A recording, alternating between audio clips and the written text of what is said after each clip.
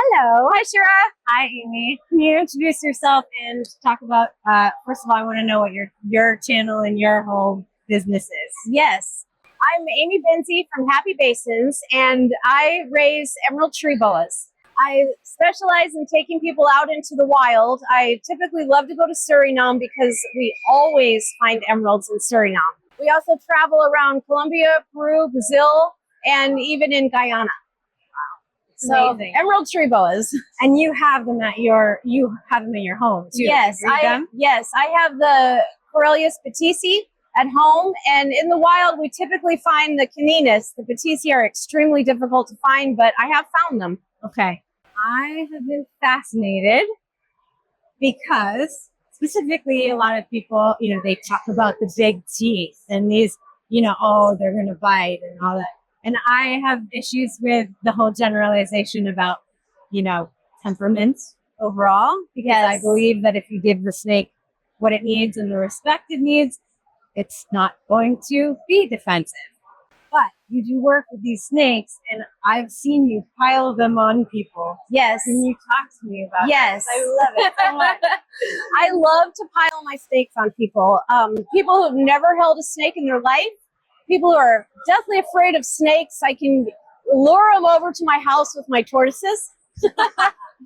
And then once I can get them into my jungle room, I have had many, many comments of people saying that my snakes calm them.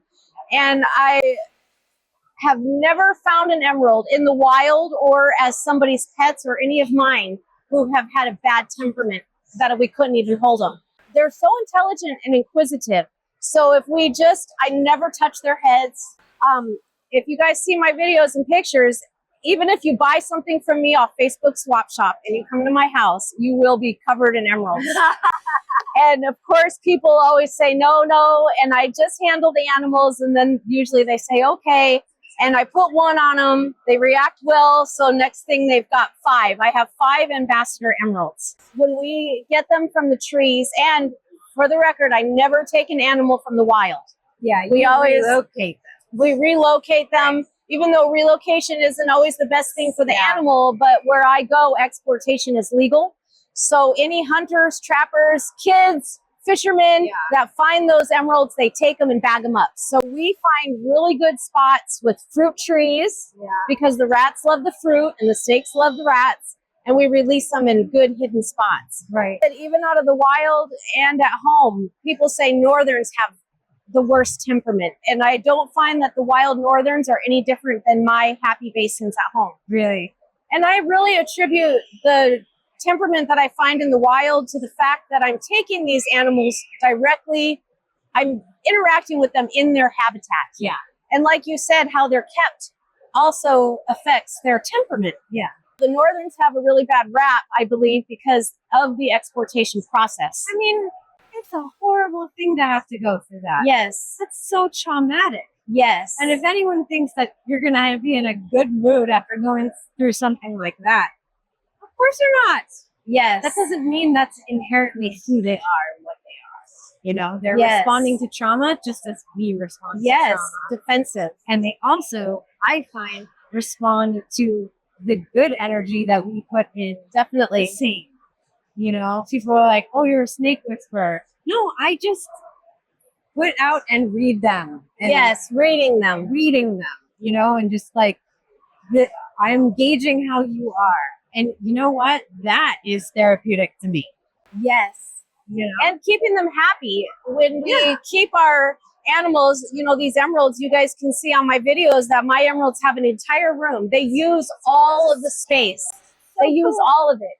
And I think that when we keep them in a very small space, they're scared, insecure. So when we try to handle them, it would take much longer to make them feel comfortable. Yeah. But when they're in almost a natural environment, and then we try to handle them, the animal is already more calm in its general life. Exactly. So on top of our fabulous energy, we also want to provide them with an excellent space to be themselves. Yeah, and to do their natural behaviors and explore on their own without us hovering over them. Yes, and grabbing their head.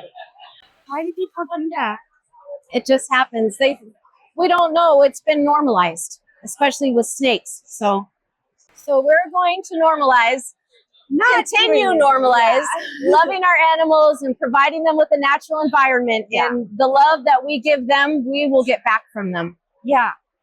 To go back to what you said about the people that come in that are like, no, no, no, and then they find them calming. Yes, I get that comment a lot. Right? Yes. Okay.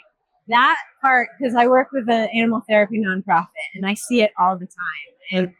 And people are just, oh my God, my heart rate is slowed, my breathing has slowed, I just feel so soothed and calm. What do you attribute that to? I only have the emeralds to relate any of it to because that's the only thing I deal with. But I think that people have such an expectation of being so scared and having these terrible things happen to them.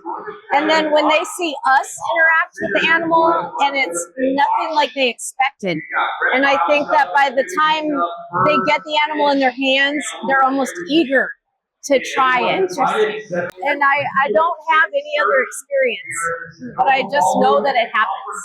It does. But I think the expectation of the terrible things happening is so crushed that some type of calming comes about. Right, right. It's like the total opposite. I mean, I was terrified of snakes when I was younger. And it took one time of having the right interaction to suddenly be like, oh, and it went the opposite direction. And all of a sudden I was like, these are my favorite things on the planet. So maybe that's a thing. I didn't really think about it that way. But what is your attribution?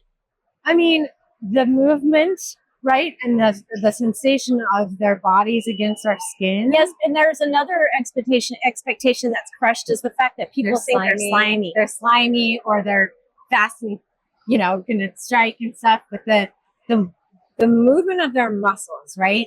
There's just this rhythmic, it's so smooth. It's almost indescribable, right? And the slow tongue flicking. Yep. And also how it's not just in one spot. You're not just it's like all on you. It can just be this whole body relaxation. It's really hard to describe. It really is. It really is. And people who've never held a snake, they're like, that's how it's horrible. But it really, all their scary expectations just fall down because none of it's there. It's not there. It isn't. Well, thank you. Thank you, Shira. It was super great. Thank you so Thank much. you. I really appreciate it. I'll be seeing you online. Yes, you will. Definitely.